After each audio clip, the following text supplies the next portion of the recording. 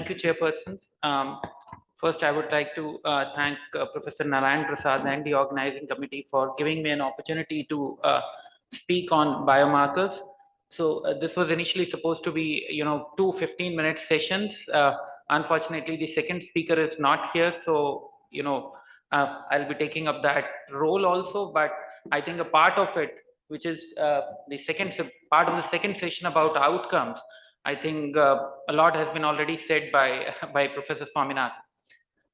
So this is just a brief outline. We'll start with the context.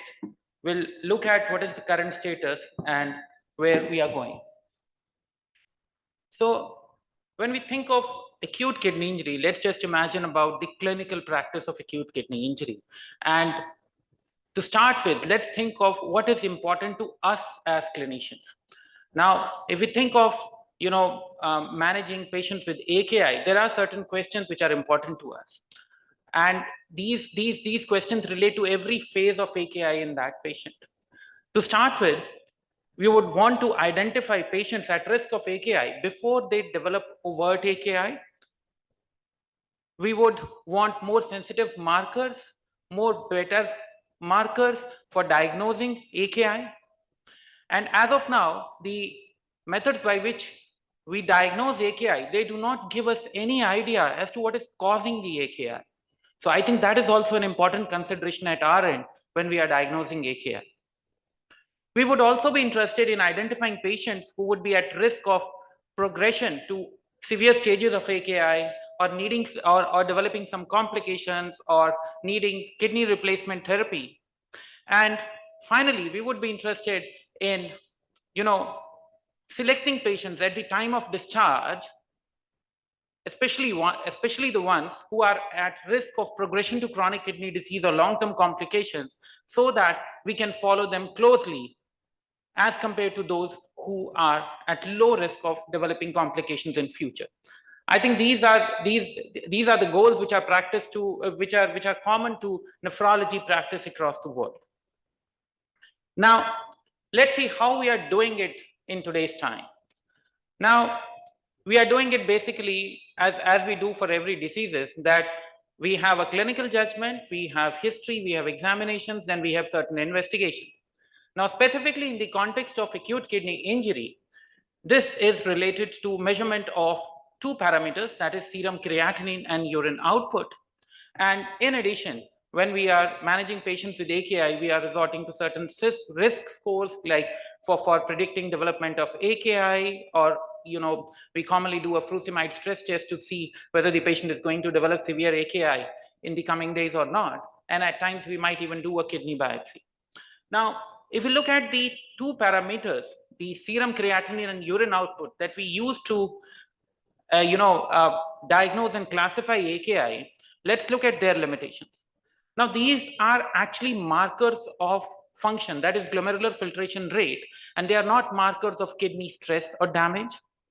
They miss, as was shown in the previous presentation by Dr. Swaminathan also, and I also show that slide, that they miss early phases of stress or acute kidney injury.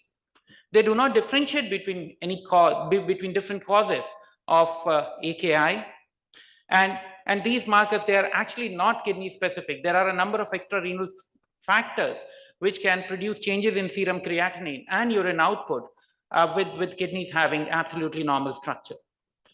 So when we look at this scenario, we realize that there is indeed a need for refining the way we are, managing, or I would say diagnosing AKI right from the beginning. And the need is there because AKI in hospital settings is very common. Now, in this context, when we are talking of AKI, the next thing which will come to us, which will come to our mind, is definitely that we have a lot of literature about biomarkers. Now, let's just look at a simple definition of biomarker. Now, this is something which has been subject of various, I would say, conferences, workshops, etc. And we have several consensus documents on how to define a biomarker. But in simplest terms, a biomarker is a characteristic of the body that we can measure. So anything that we measure, as simple as blood pressure, it actually classifies actually can be categorized as a biomarker. Now, if we just think of a disease right from its preclinical stage to an overt stage where the disease is manifesting and the diagnosis is clear, and subsequent recovery or progression to complications and ultimately death, there are several important clinical objectives in the mind of a clinician. And accordingly, we can have several markers at different time points which cater to specific objectives at that particular point. And we can classify these different kind of measurements which relate with these objectives as biomarkers. And in that context, we can have biomarkers which are diagnostic, which are prognostic. When we are using some kind of therapy which is toxic, you can have some kind of safety biomarkers. Then you can have surrogate biomarkers which relate with long-term clinical endpoints. Now, extrapolating it to acute kidney injury, we see that in the normal steady state, the biomarkers that we would be interested in, that whether do we have a marker which will tell us that the structure of the kidney is normal? Do we have a marker which suggests that the function of the kidney is normal? But in addition, in relation to kidney, we would also be interested in knowing the renal reserve. So do we have a biomarker which tells us about renal functional reserve in the steady state? Now, once exposure for AKI has happened and you have subsequent development of AKI, during the initial phases, we would be interested in knowing, is there a biomarker on the basis of which I can diagnose AKI before I have overt change in serum creatinine and urine output? And that would be, I would say, a stress or injury biomarker primarily. And thereafter, I will have, once I have functional decline, I will have both stress and injury biomarkers as well as functional biomarkers reflecting underlying kidney state.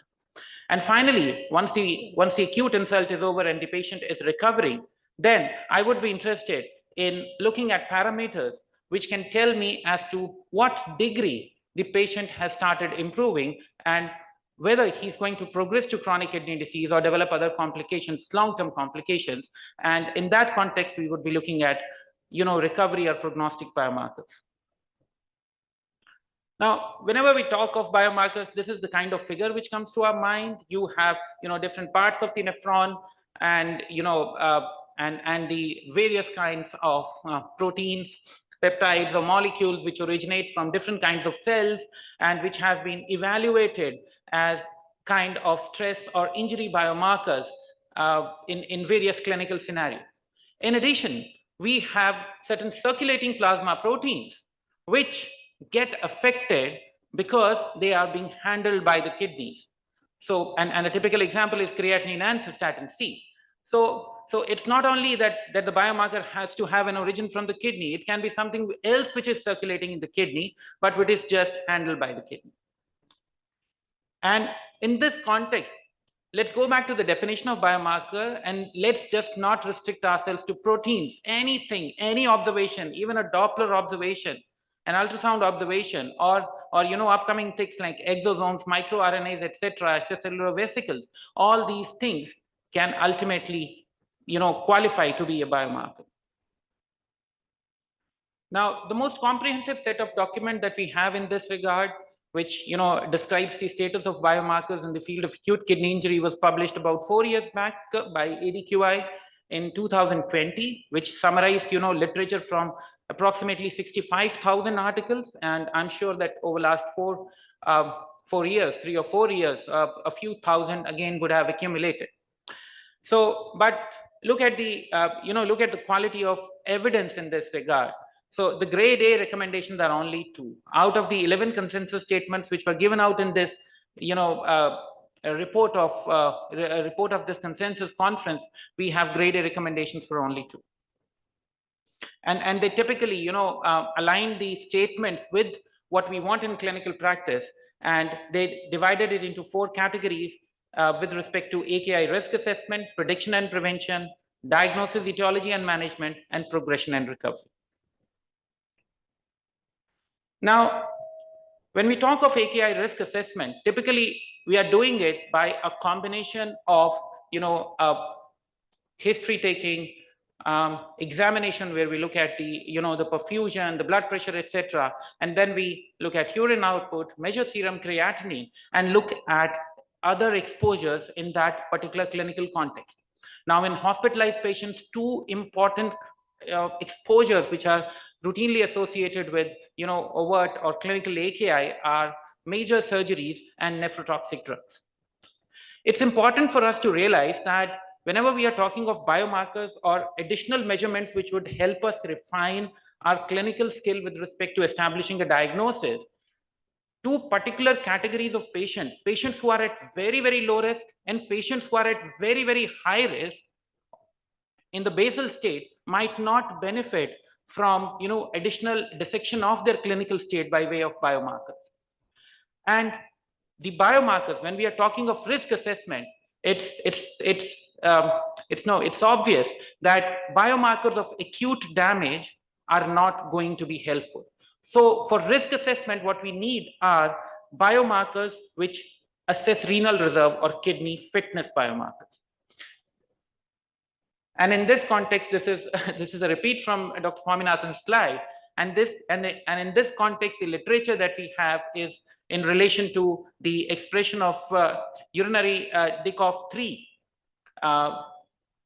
which associated with not only development of AKI post-cardiac surgery, but also long-term outcome at around 800 to 900 days in the study population. The study population in this predominantly included patients undergoing cardiac surgery. And this was something which was also validated in another cohort. So this is, with respect to biomarker, the risk assessment, this is probably the, I would say the representative study that we have.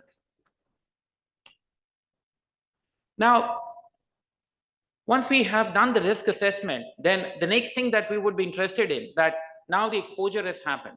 Now, if exposure has happened, then we would be interested in knowing whether I can predict, because not all exposures will lead to development of AKI, so-called AKI. So is this patient going to develop AKI, and is there a way that I can prevent it?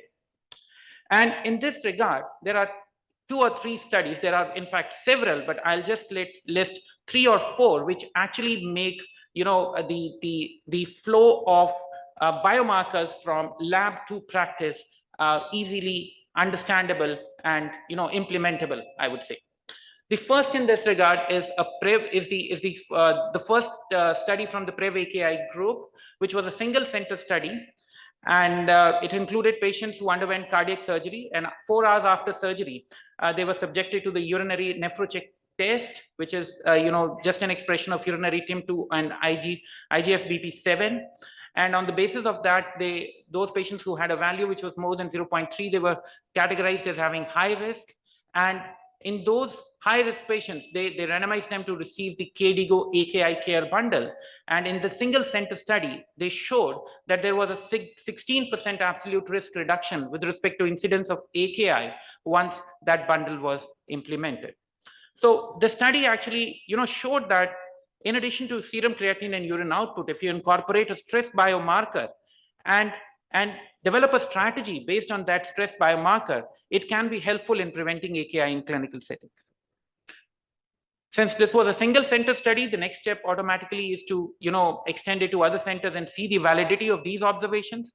So this was extended to multiple centers, almost similar protocol, and the results showed that implementation, though the protocol was implementable, you see, it was they could in the active arm they assessed its effective implementation, and they said that it could be 100% implemented in 64% of patients as compared to 4% in the control arm.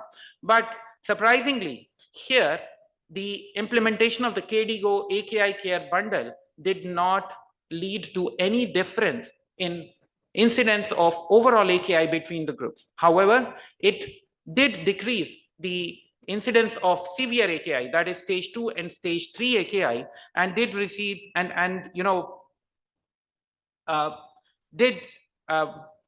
the study showed that it was implementable but helpful probably in a subset of patients and not all.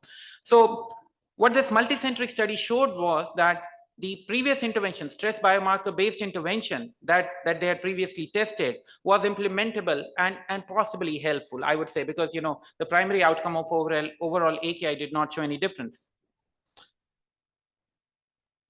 Now, this was only in the setting of cardiac surgery patients. So then we had another big trial, which was done in patients who had undergone a major abdominal surgery, almost a similar protocol. After surgery, admission to ICU within 4 hours, at 4 hours, they did a nephrocheck test and again randomized these patients to, receive the AKI care bundle. And this again showed that with respect to the overall incidence of AKI after surgery, it actually did not help, but with respect to progression to stage 3 or stage 4 AKI, that is a severe AKI, and with respect to hospital stay and cost, the intervention was effective. So when we look at this data, so this now further extends this intervention to a clinical scenario which is outside the cardiac surgery, that is a major patients undergoing major abdominal surgeries. Now these all these studies have happened in strict, I would say, research conditions or research environments where everything is controlled, or you try to control at least a part of the things going around in a patient. Now this is an interesting study which came out, I think, 2020, where this is retrospective data from a large cardiothoracic vascular surgery center in the US. And what they did was, somewhere in 2017 or 2018, they actually implemented the KDIGO care bundle in their clinical practice. It was not done as part of research, but they actually implemented it. And the pamphlet, which is to the I would say right of you, just shows that it has all the guidelines on when to measure the nephrocheck and what to do when you get a result which is less than 0.3, more than 0.3, or more than 2. And when they looked at their data and they compared the incidence of AKI in the I would say pre-strategy era versus post-strategy era, they could show that there was an 89% reduction in moderate to severe AKI in patients who were undergoing major cardiac surgery at their center. So this kind of data now shows us that when you implement these things out of research settings into clinical practice, even then these are effective. So this speaks highly for at least the use of nephrocheck test for strategy based implementation, at least in patients who are undergoing cardiac surgeries. So what we can, I would say, conclude from this data set is that if you're using a validated biomarker on top of clinical assessment, because you have to clinically identify individuals who are at high risk first and then do nephrocheck, and then subsequently reclassify them into further higher risk or lower risk, and you have a strategy which is tailored to that, then it is impactful. It is impactful in clinical practice. But one thing that we should not forget is that we should not forget the context, that it would be applicable only in the population in which it has been studied. If you want to extend it beyond that population, then please, you have to test it in controlled environment. Now, if you are able to, predict AKI and even prevent after an initial exposure and before an overt AKI has happened, then the next important clinically relevant question is, can we diagnose AKI before there is decrease in urine output or increase in serum creatinine? And there is ample data with several biomarkers in this context.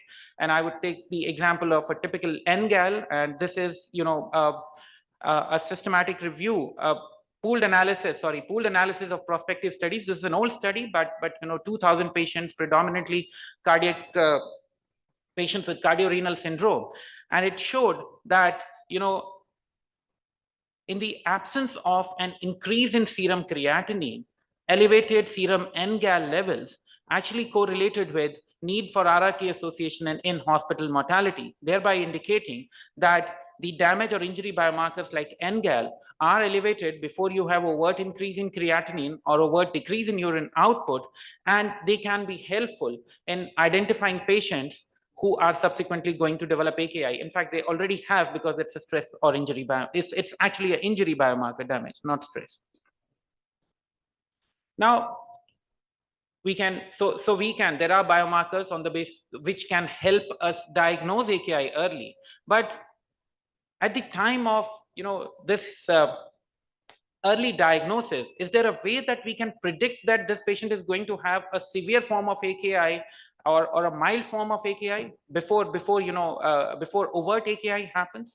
So again, with urinary NGAL, we have data. So this was data from a secondary analysis of a cohort of critically ill children, approximately 178 children.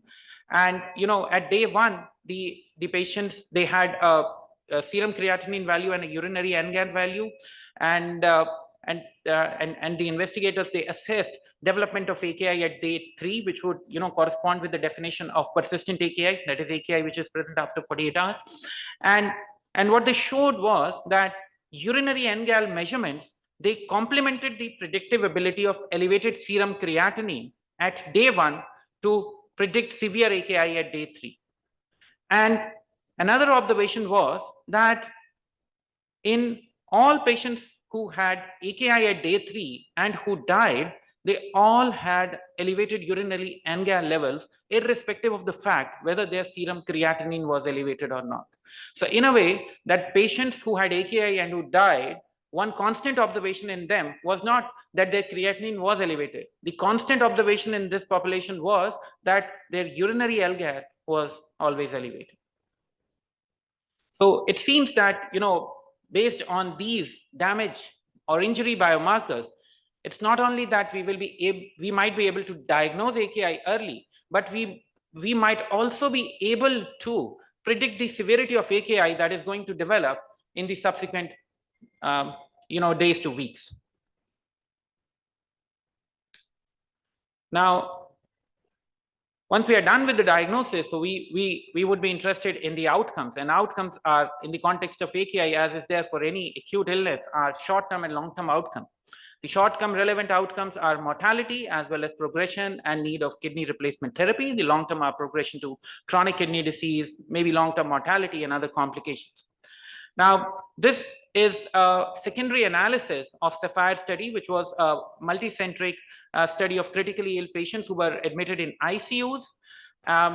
All these patients, they received a NephroCheck test within 12 hours of admission to ICU, and subsequently it was done every 12 hours for the next 30 years. Importantly, in this study set, they excluded patients who had stage 2 or stage 3 AKI at the time of enrollment. So they had, either stage 1 AKI, or they were absolutely normal with respect to serum creatinine or urine output. And what the investigators showed, the SAPPHIRE investigators showed in this secondary analysis was that, NephroCheck greater than 2 increased the hazard rate for progression to stage 2, 3 AKI or mortality by 1 week from 4 to 10, which as clinicians, we would say that it's great. So it's helping. And also, NephroCheck more than 2 identified increased risk of death or dialysis by 9 months, even in the absence of progression to AKI stage 2 or 3 within 7 days. So in other words, you see that similar to what we had in the previous study with urinary NGAL, that it's associated with mortality irrespective of the fact whether serum creatinine was elevated or not. So here also we have similar study with NephroCheck in a different population subset, which shows that elevation in NephroCheck associated with short-term and long-term mortality, which I would say outcomes, irrespective of the fact whether you had elevated serum creatinine or not. So it seems that there is data to suggest that biomarkers with respect to prediction of outcomes do add value to the traditional outcome assessment that we do with established measures. Now, we know that a requirement of kidney replacement therapy or progression of AKI is an important short-term complication. So what about biomarker data which would tell us, which would guide us with respect to actually selecting the timing of kidney replacement therapy, or in those patients who are actually receiving kidney replacement therapy or dialysis, help us decide whether we can withdraw dialysis now or not, as compared to conventional criteria that we use in clinical practice. So unfortunately, there have been several pooled analyses. There are some biomarkers, for example, like blood NGAL, cystatin C, IL-18, again, NephroCheck, which have been investigated for this particular clinical scenario, but there is no final word. So there is promise, but with respect to application in clinical practice, with respect to these particular questions, I think we are nowhere. So at this stage, I think I'm now moving to the outcomes of outcomes related to AKI. So so I'll just briefly stop here, because we need a change of the, I think, chairpersons, because